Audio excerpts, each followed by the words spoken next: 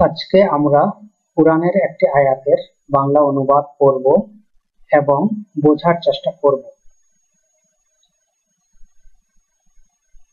অবশ্যই মদ, জুয়া, মূর্তি পূজা এবং লটারি অপবিত্র ও শয়তানের কাজ। অতএব তোমরা তা থেকে দূরে থাকবে, যাতে সফল কাম হতে পারে।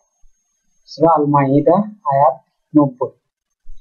এই আয়াতে আল্লাহ তাআলা স্পষ্টভাবে মদ, জুয়া, মূর্তি পূজা এবং ভাগ্য নির্ধারণের অবৈধ পন্থাকে, যেমন লটারি, হারাম ঘোষণা করেছেন এবং বলেন এগুলো শয়তানের কাজ। এই নিষেধাজ্ঞার উদ্দেশ্য হল মুমিনদের পবিত্র রাখা এবং দুনিয়া ও আখিরাতে সফলতা অর্জনের পথে পরিচালিত করা। আল্লাহ আমাদের সবাইকে বোঝার তৌফিক দান করুন। আমিন।